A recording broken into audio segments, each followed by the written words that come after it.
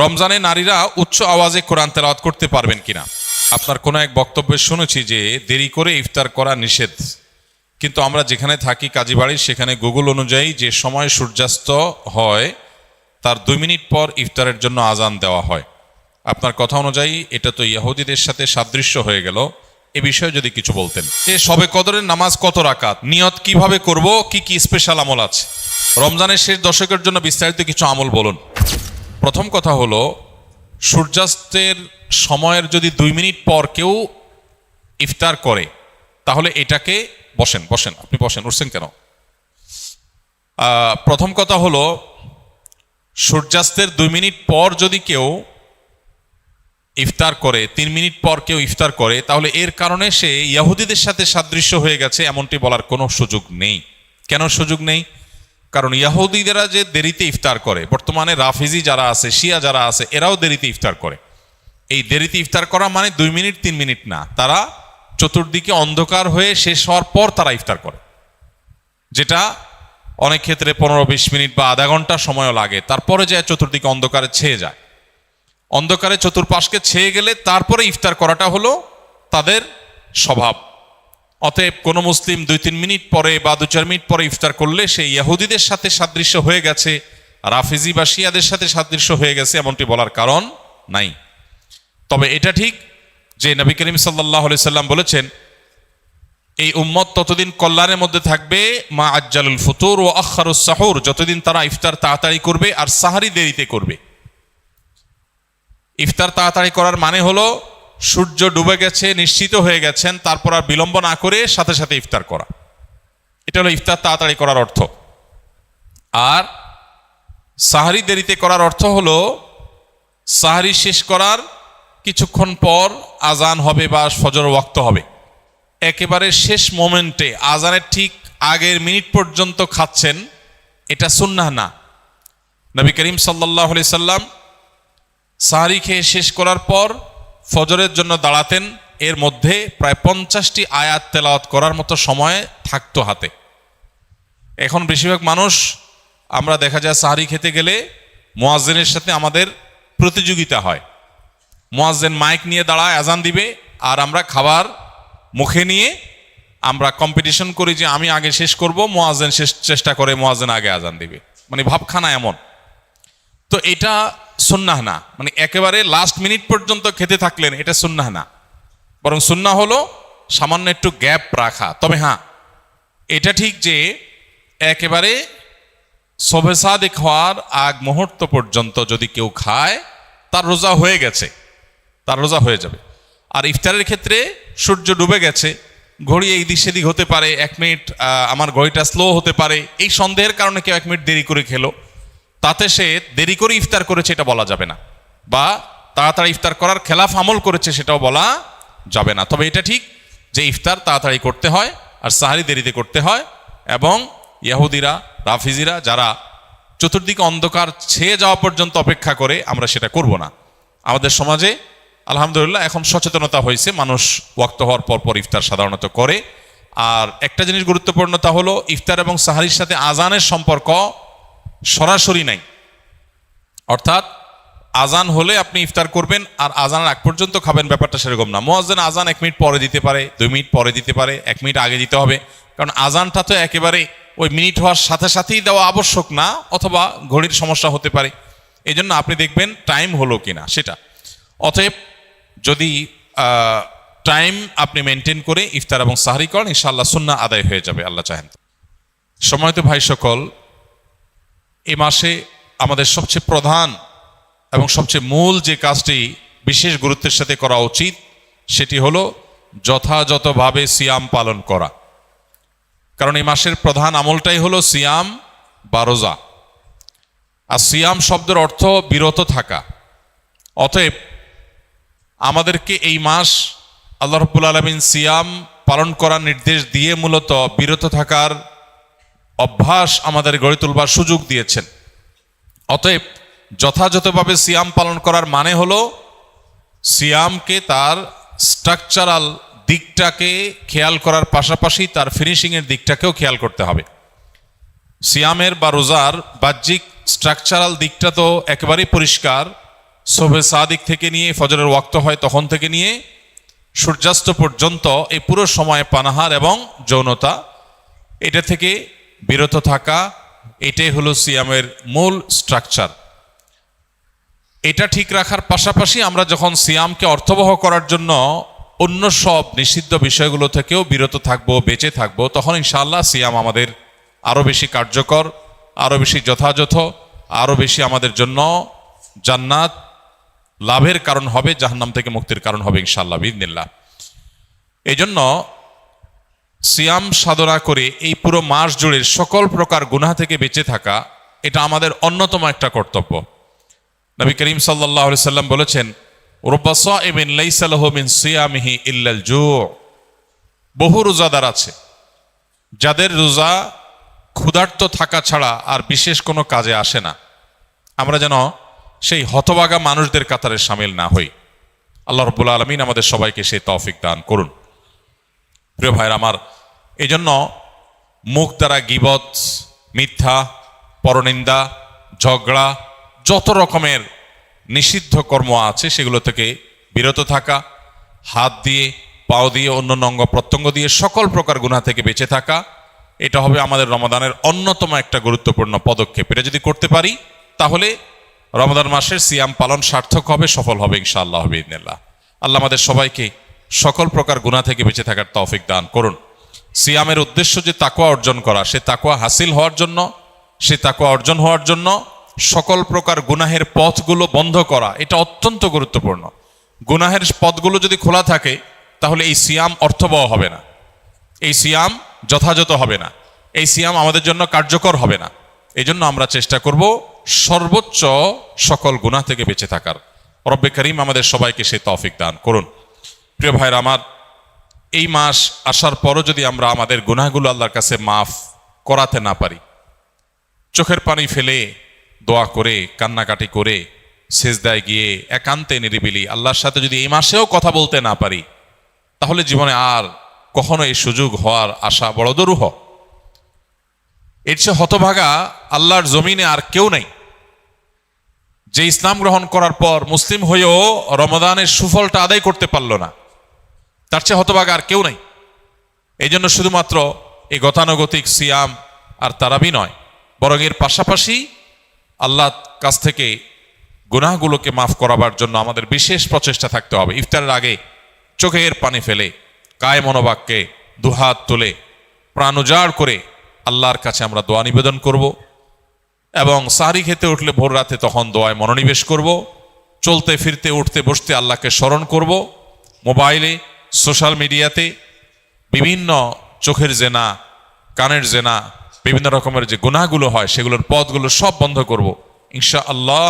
তবে এই রমাদান আমাদের তাকওয়া হাসিলের কারণ, এই সিয়াম আমাদের তাকওয়া অর্জনের কারণ এবং আমাদের জীবনকে পরিবর্তনের কারণ হবে ইনশাআল্লাহ বিইذনিল্লাহ। আল্লাহ রাব্বুল আলামিন আমাদের সবাইকে এই রমাদানের সর্বোচ্চ সদ্ব্যবহার করার তৌফিক দান করুন। এই শবে কদরের নামাজ কত রাকাত, নিয়ত কিভাবে করব, কি কি স্পেশাল আমল আছে? লাইলাতুল কদর বা শবে কদর যেটাকে আমরা বলি, এই লাইলাতুল কদরে দাঁড়িয়ে বেশি বেশি নফল নামাজ পড়বো আমরা। দীর্ঘ রুকু, দীর্ঘ সিজদা, দীর্ঘ কেরাতে, দৃঢ়স্থিরতার সাথে, সৌন্দর্যের সাথে। তো কোরআন তেলাওয়াত বেশি বেশি করা, দোয়া করা, জিকির আজকার করা, আল্লাহর কাছে আল্লাহ স্মরণ করা, এগুলোর মধ্য দিয়ে আমরা রাতকে কাটাবো। লাইলাতুল কদরে বিশেষ আমল বলতে একটা দোয়াই শুধু হাদিস দ্বারা আমরা জানতে পারি, সেটা হলো নবী করিম সাল্লাল্লাহু আলাইহি সাল্লাম মা আয়েশা রাদিয়াল্লাহু তাআলা আনহাকে শিখিয়েছেন যে লাইলাতুল কদর পেলে তিনি যেন এই দোয়া পড়েন, আল্লাহুম্মা ইন্নাকা আফুউন তুহিব্বুল আফওয়া ফা'ফু আন্নি। আল্লাহ, আপনি ক্ষমাশীল, ক্ষমাশীলতাকে আপনি পছন্দ করেন, অতএব আমাকে ক্ষমা করুন। এই দোয়া আমরা বেশি বেশি পড়বো। এর বাইরে লাইলাতুল কদরের বা শবে কদরের আলাদা কোনো নামাজের ফরম্যাট নাই যে এত সংখ্যক রাকাত পড়তে হবে এবং প্রথম রাকাতে অমুক সূরার সাথে অমুক সূরা এতবার, দ্বিতীয় রাকাতে তমুক সূরা এতবার, এরকম কোনো বাধ্যবাধকতা নেই। যে কোনো সূরা দিয়ে অন্য যে কোনো সাধারণ নামাজের মতো করে আমরা লাইলাতুল কদরের নামাজ পড়তে পারি। আর এর জন্য আলাদা কোনো নিয়ত নেই যে নাওয়াইতু আন উসাল্লিয়া সালাত লাইলাতুল কদর বা লাইলাতুল কদর নামাজ পড়ছি, এরকম কোনো আলাদা নিয়ত দরকার নেই। আমি লাইলাতুল কদরে পড়ছি, আমার মাথায় আছে, এটুকুই নিয়ত ইনশাআল্লাহ যথেষ্ট হবে এবং সুন্দরভাবে সালাত আদায় করা, নামাজ পড়াটাই হলো গুরুত্বপূর্ণ। শবে কদরে ভাগ্য পরিবর্তনের জন্য স্পেশাল কিছু আমল বলুন। লাইলাতুল কদরে গুরুত্বপূর্ণ বিষয়গুলো ধার্য হয়। আল্লাহ তাআলা সূরা দুখানের একেবারে শুরুতে বলেছেন, ফিহা ইউফরাকু কুল্লু আমরিন হাকিম। লাইলাতুল কদরে সব গুরুত্বপূর্ণ বিষয়গুলোকে ধার্য করা হয়। এই জন্য লাইলাতুল কদরে গুরুত্বপূর্ণ বিষয় যেন আমার নসিবে আল্লাহ লেখেন, আল্লাহ যেন তাকদিরে ভালো কিছু দেন, আমরা আল্লাহর কাছে দোয়া করব। এবং সেই সাথে তাকদিরে যেন ভালো কিছু হয় সেজন্য নেক আমল করবো ইনশাআল্লাহ। যে যত বেশি নেক আমল করবে এবং যে যত বেশি গুনাহ থেকে বেঁচে থাকবে, আল্লাহ তাআলা তার জন্য তত বেশি কল্যাণের ফয়সালা, ভালোর ফয়সালা করবেন। আমরা আল্লাহর কাছে দোয়া করব এবং নেক আমল করব, গুনাহ থেকে বেঁচে থাকবো। বাস এই ত্রিমুখী প্রচেষ্টায় আমাদের নসিবে ভালো কিছু আসবে। এর বাইরে আলাদা কিছু আমল আছে যেগুলো নিয়ে আমাদের স্বতন্ত্র একটা ভিডিও বোধহয় ইউটিউবে আছে, যে ভাগ্য সুপ্রসন্ন হবে যে সমস্ত আমলের ডিটেল সেখানে বলা আছে। যেমন কেউ যদি চায় তার রিজিক বাড়ুক, কেউ যদি চায় তার হায়াত বাড়ুক, তাহলে সে আত্মীয় স্বজনের সাথে সুসম্পর্ক বজায় রাখবে, রক্ত সম্পর্কীয় বন্ধনগুলো মজবুত করবে। কারণ বুখারী বর্ণিত হাদিসে নবী সাল্লাল্লাহু আলাইহি ওয়াসাল্লাম বলেছেন, মান সাল্লাহু আন ইউবসাতা লাহু ফি রিজকিহি আও ইউনসা লাহু ফি আথারিহি ফালিয়াসিল রাহিমা। যে চায় তার রিজিক প্রশস্ত হোক, তার হায়াত বাড়ুক, বরকত হোক, তাহলে সে যেন তার রক্ত সম্পর্কীয় সম্পর্কগুলো বাড়ায়। ঠিক তেমনিভাবে জীবনে বারাকা লাভের যে সমস্ত উপায়গুলো আছে, যে কোনো কাজ বিসমিল্লাহ দিয়ে শুরু করা, কুল্লু আমরিন যি বালিন লাম ইউবদা বিবিসমিল্লাহি ফাহুয়া আবতার আও আকতা আও কামা ওয়ারাদা ফিল হাদিস। কোনো গুরুত্বপূর্ণ কাজ আল্লাহর নাম নিয়ে শুরু করলে সেখানে বরকত হয়। অতএব আমার নসিবে ভালো কিছু হওয়ার জন্য এই আমার হাদিস বর্ণিত আমলগুলোকে আমরা ফলো করতে পারি। আর জেনারেলি কথা হলো নেক আমল বেশি করা, গুনাহ থেকে বেঁচে থাকা, আর নসিবে ভালো কিছু দেওয়ার জন্য আল্লাহর কাছে দোয়া করা। লা ইয়ারুদ্দুত তাকদীর ইল্লা দোয়া, কারণ তাকদীর এটা দোয়া দ্বারায় ক্ষেত্র বিশেষে পরিবর্তন হয়, হাদিস দ্বারা প্রমাণিত। এই জন্য গভীরভাবে আল্লাহর কাছে দোয়া মনোনিবেশ করতে হবে। রমজানের শেষ দশকের জন্য বিস্তারিত কিছু আমল বলুন। রমজানের শেষ দশকের বিশেষ আমল নবী করিম সাল্লাল্লাহু আলাইহি সাল্লামের জীবনী থেকে যেটা আমরা প্রায়, সেটা হলো যে আম্মা জান আয়েশা রাদিয়াল্লাহু তাআলা আনহা থেকে বর্ণিত, নবী করিম সাল্লাল্লাহু আলাইহি সাল্লাম রমজানের শেষ দশক যখন শুরু হতো তখন তিনি কি করতেন?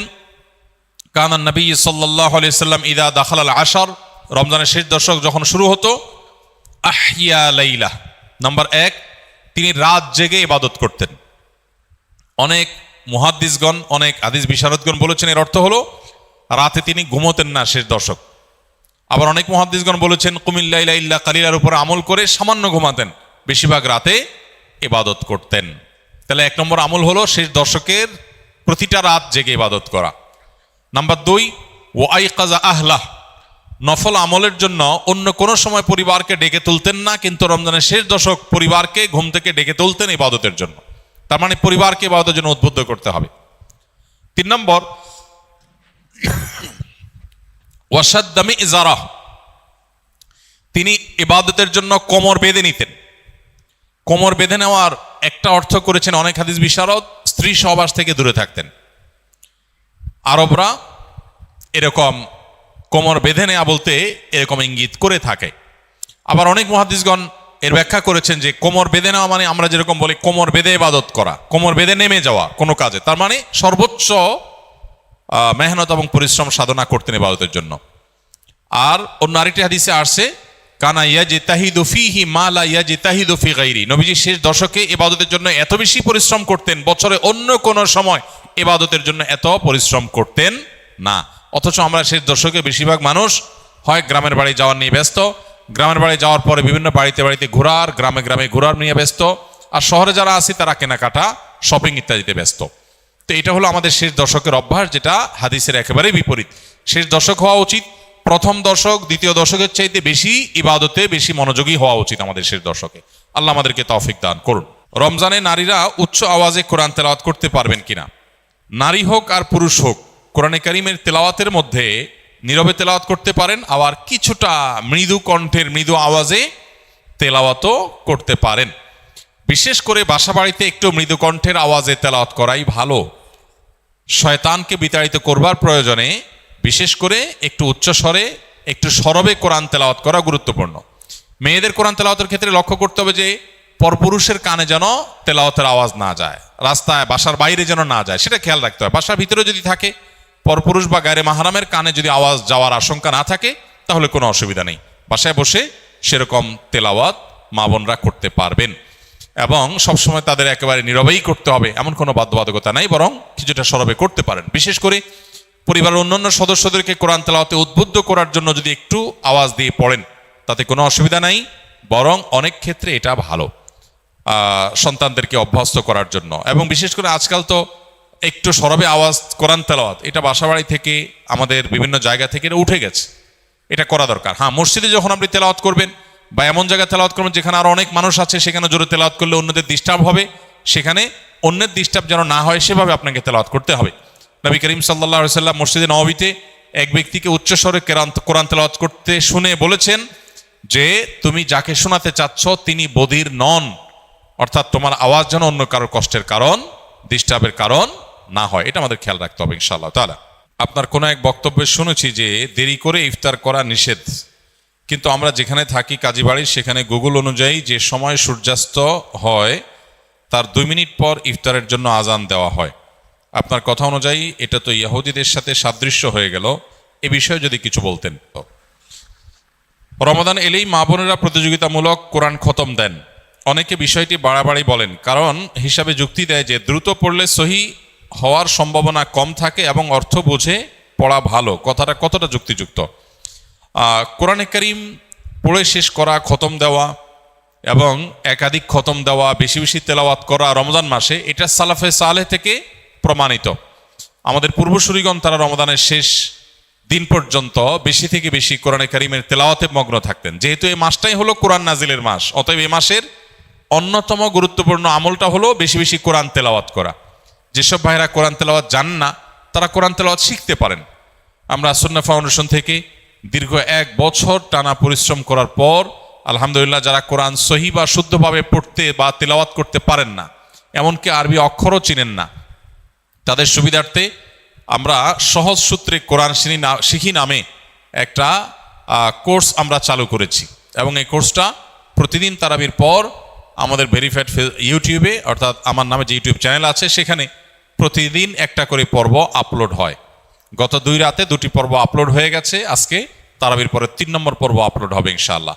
10 থেকে 15 মিনিট 20 মিনিটের মধ্যে ভিডিওটা, মাত্র 27টি ভিডিও ইনশাআল্লাহ পুরো কোরআন সহি করে শেখার জন্য তৈরি করা হয়েছে, অনেক পরিশ্রম করে, অনেক সাধনা করে। অতএব যারা সময় আছে তারা সেই ভিডিও ফলো করতে পারি, অথবা অন্য কোনো উপায়ে কোরআন সহি করে পড়বো। আর যাদের তেলাওয়াত সহি আছে তারা বেশি বেশি পড়বো। এখন কথা হলো প্রতিযোগিতামূলকভাবে বেশি বেশি করে কোরআন খতম দিলে সেটা ভালো কিনা? উত্তর হলো অবশ্যই ভালো, তবে তার কোয়ালিটি যেন ঠিক থাকে। এটা ঠিক যে তাড়াহুড়া করতে গিয়ে কোয়ালিটি নষ্ট করে অনেক পরিমাণে তেলাওয়াত করার চাইতে কোয়ালিটি ঠিক রেখে আপনি সাধ্য অনুযায়ী তেলাওয়াত করা ভালো। দেখা যায় অনেকে হুলস্থুল করে কোরআন তেলাওয়াত করেন, কি পড়েন নিজেও বোঝেন না, খতম দেওয়া উদ্দেশ্য হয়, এই খতমটা অর্থবহ না। আল্লাহ তাআলা আমাদের আমলকে মাপবেন, আল্লাহ আমলকে গুনবেন না। কিয়ামতের দিন আমল গণা হবে না মাপা হবে? মাপা হবে। অতএব আমাদের আমলের কোয়ান্টিটি না, দেখতে হবে কি কোয়ালিটি। এজন্য তেলাওয়াত সুন্দর করে করতে হবে, কিন্তু আবার কোয়ালিটির কথা চিন্তা করে অনেকের খতম দেওয়ারই আর সুযোগ হয় না, সেটা দুর্ভাগ্যের ব্যাপার। এজন্য কোরআনে কারীম বেশি বেশি তেলাওয়াত করা প্রশংসনীয়, প্রতিযোগিতামূলকভাবে করলে সেটাও প্রশংসনীয়, বেশি বেশি খতম হলে সেটাও প্রশংসনীয়। তবে লক্ষ্য রাখতে হবে তেলাওয়াতটা যেন তারতিলের সাথে হয়, শুদ্ধতার সাথে হয়। আল্লাহ বলেছেন ওয়ারাত্তিলিল কুরআনা তারতিলা, তোমরা তারতিলের সাথে কোরআনকে তেলাওয়াত করো। অতএব সে বিষয়টি আমাদেরকে লক্ষ্য রাখতে হবে। একজন মানুষ ইতিকাফে বসে মোবাইল চালানো, মসজিদের ভিতরে দ্বীন ইসলামের ক্লাস ও মসজিদের ভিতরে ইফতার পার্টিতে অংশগ্রহণ করতে পারবে কিনা, এবং কেউ কোনো কিছু জানতে চাইলে ইতিকাফরত ব্যক্তি উত্তর দিতে পারবে কিনা? উত্তর হলো যে ইতিকাফরত অবস্থায় একান্ত প্রয়োজনীয় কথা বলতে পারবে, কেউ কিছু জানতে চাইলেও সেটার উত্তর দিতে পারবে। কিন্তু মসজিদের মধ্যে মোবাইল টিপাটিপি, যেটা অহেতুক মোবাইল টিপাটিপি করা, সোশ্যাল মিডিয়া ব্রাউজ করে বেড়ানো, আপনার স্ক্রল করে বেড়ানো, এটা অবশ্যই ইতিকাফের যে উদ্দেশ্য সেটাকে ব্যাহত করে, ইতিকাফের যে প্রাণ সেটাকে নষ্ট করে। সেটা করা যাবে না বা সেটা করা উচিত না। যদি কেউ সেটা করেন তাহলে ইতিকাফ ভাঙবে না, কিন্তু ইতিকাফের কোয়ালিটি নষ্ট হয়ে যাবে এবং এটার সওয়াব কমে যাবে। এজন্য অহেতুক মোবাইল টিপাটিপি বা অহেতুক গল্প গুজব আড্ডা এগুলো দেওয়া যাবে না। তবে প্রয়োজনীয় কথা বলা যাবে, এবং মসজিদের মধ্যে দ্বীনি ইলমের ক্লাস অবশ্যই করা যাবে। মসজিদের মধ্যে ইফতারের কোনো প্রোগ্রাম হলে সেখানে অংশগ্রহণ করা যাবে, এগুলোতে কোনো অসুবিধা নেই। ইতিকাফ নিয়ে আমাদের মধ্যে অনেকের মধ্যে অতি ভয় কাজ করে। আমরা মনে করি ইতিকাফে বসলে বোবা হয়ে যেতে হয়, কোনো কথা বলা যায় না। এরকম না, সাধারণ স্বাভাবিক জীবনযাপন আমরা করতে পারবো ইনশাআল্লাহ। নবী করিম সাল্লাল্লাহু আলাইহি সাল্লাম রমাদানের শেষ দশকে জীবনে কোনো বছর ইতিকাফ ছাড়তেন না। এক বছর তিনি শেষ দশকে ইতিকাফ রেখে ইতিকাফে বসে আবার বের হয়ে যেতে হয়েছে, ইতিকাফ ভেঙে ফেলতে হয়েছে একটা বিশেষ প্রয়োজনে। পরবর্তী বছর তিনি সেই 10 দিন এবং পরের বছরের 10 দিন সহ 20 দিন ইতিকাফ করেছিলেন। এর মানে হলো দ্বিতীয় হিজরিতে রমাদানের রোজা ফরজ হওয়ার পর থেকে নিয়ে তার ওয়াফাত পর্যন্ত 10ম হিজরি পর্যন্ত এই 8 বছর কোনো বছর তিনি ইতিকাফ ছাড়েননি। অথচ আমরা বেশিরভাগ মানুষের জীবনে এক বছরেও ইতিকাফ করা হয়নি। এটা দুর্ভাগ্যজনক বিষয়। যেটা নবীজি জীবনে কখনো ছাড়েননি, কোনো বছর ছাড়েননি, সেটা আমি জীবনে কোনো বছর করি নাই। পরম শত্রুর সাথেও তো এরকম বৈপরীত্য হয় না, যেটা আমরা আমাদের নবীজি সাল্লাল্লাহু আলাইহি সাল্লামের সাথে আজ আমাদের কার্যত সেই বৈপরীত্য আমরা করে রেখে দিয়েছি। এই জন্য ইতিকাফের দৃঢ় সংকল্প আমাদের করা উচিত। আল্লাহ আমাদের তৌফিক দান করুন। কত টাকা থাকলে জাকাত ফরজ হয়? জাকাত কবে দিতে হবে? জাকাত কত টাকা হলে ফরজ হয়? এর উত্তর হলো, কেউ যদি 52.5 ভরি রূপা, এটা অথবা রূপার সমমূল্যের সম্পদ, নগদ অর্থ, ব্যাংক ব্যালেন্স অথবা ব্যবসার মাল, যে পণ্য কেনা হয়েছে বিক্রির জন্য, এরকম কোনো মাল যার কাছে আছে যেটার মূল্য দাঁড়ায় 52.5 ভরির সমান, এইরকম সম্পদের মালিক যদি কেউ হয় এবং সেই সম্পদ তার কাছে 1 বছর থাকে, তাহলে 1 বছর পর ওই সম্পদের বাজার মূল্য হিসেব করে 1 বছর পর 2.5% জাকাত দিতে হবে, অর্থাৎ লাখে 2,500 টাকা। এভাবে হিসাব করে তাকে জাকাত দিতে হবে। বর্তমানে রূপার যে বাজার দর, সেটা হিসাব করলে প্রায় 2.25 লাখ টাকার কাছাকাছি হয় 52.5 ভরি রূপার দাম। এটা ভ্যারি করে, উঠানামা করে। একেবারে খুব রিসেন্ট যে এখন 2026-এর ফেব্রুয়ারি মাস চলছে, এই সময়টাতে রূপার যে বাজার দর আছে সেটা হিসাব করে দেখা গেছে যে 2.25 লাখ টাকার কাছাকাছি। এক্সাক্ট আপনি যখন দিবেন রূপার দরটা জেনে নিয়ে যে 52.5 ভরি বা 52.5 তোলা রূপার দাম কত, সেটা হিসাব করে যদি দেখেন যে এটা আপনার সম্পদ এই পরিমাণ হয়ে গেছে, তাহলে সবটুকুর জাকাত দিতে হবে। এমন না যে এর অতিরিক্তটা জাকাত, বরং সবটুকুর জাকাত দিতে হবে। জাকাত দেওয়াটাকে জরিমানা মনে করা, এটা কিয়ামতের আলামত। সহিহ বুখারীতে আসছে, নবী সাল্লাল্লাহু আলাইহি ওয়াসাল্লাম বলেছেন, একটা সময় আসবে মানুষ যখন জাকাত দেওয়াটাকে তার জন্য অর্থদণ্ডের মতো বিষয় মনে করবে, জরিমানার মতো বিষয় মনে করবে। এটা ভুল ধারণা আমাদের সমাজে। কারণ আমরা মনে করি যে জাকাত দিলে বোধহয় লস হয়ে যায়, কমে যায়। বরং জাকাত দিলে এটা তো আমার আখিরাতের অ্যাকাউন্টে জমা হয়ে গেল, এটা বরং আমার স্থায়ী হয়ে গেল, নিশ্চিত হয়ে গেল, বাকিগুলোর গ্যারান্টি নেই। এই জন্য জাকাত দিতে পারাটা সৌভাগ্যের বিষয়। আর জাকাত কখন ফরজ হয়? এর উত্তর হলো যে জাকাত ফরজ হয় প্রত্যেকটা ব্যক্তির অর্থ বছরের আলোকে। সবার অর্থ বছর একরকম নাও হতে পারে। ধরুন আমি জিলহজের 1ম তারিখে জাকাত দেওয়ার মতো সম্পদের মালিক হয়েছি, তাহলে পরবর্তী বছর জিলহজের 1ম তারিখে আমার জাকাত আসবে। কেউ যদি মুহররম মাসে জাকাত দেওয়ার মতো সম্পদের মালিক হয়ে থাকে, তাহলে 1 বছর পর মুহররম মাসে তার জাকাত তার উপরে বর্তাবে। তো জাকাত বর্ষ এটা নির্ভর করে ব্যক্তি কখন সম্পদের মালিকানা আসছে তার উপরে। এখন কেউ যদি জাকাত দেওয়ার সুবিধার্থে, হিসাব করার সুবিধার্থে সে যদি একটু আগে দিয়ে দেয়, ধরা যাক যে আমার জিলহজে আসে, আমি রমজানে দিয়ে দিলাম হিসাব করে, কোনো অসুবিধা নেই, জাকাত অগ্রিম দেওয়া যায়, যে প্রতি বছর আমি রমজানে দিলাম, সমস্যা নেই। আমাদের সমাজে অনেকে মনে করেন রমজান মাসেই জাকাত দিতে হয়। জাকাত রমজান মাসেই শুধু দিতে হয় এমন কোনো কথা নেই। তবে এটা ঠিক, রমজান মাস আমলের মাস, সওয়াবের মাস, এ মাসে আমরা বেশি বেশি সওয়াব হাসিল করার চেষ্টা করবো ইনশাআল্লাহ বিইذনিল্লাহ। সেই জায়গা থেকে আমরা নফল দান, অন্যান্য সাদাকা করব এবং বিশেষভাবে যদি জাকাত দেওয়ার চেষ্টা করি ইনশাআল্লাহ, সেটাও আল্লাহ তাআলার কাছে আমরা বিশেষ আজরের আশা করতে পারি। আমি 12 ঘন্টা কাজ করি, রোজা রেখে নামাজ না পড়লে কি রোজা হবে? রোজা রেখে নামাজ যদি কেউ না পড়ে, তাহলে এটা হলো লুঙ্গি খুলে পাগড়ি পরার মতো। অর্থাৎ রোজার গুরুত্বের চাইতে নামাজের গুরুত্ব বেশি না কম? বেশি।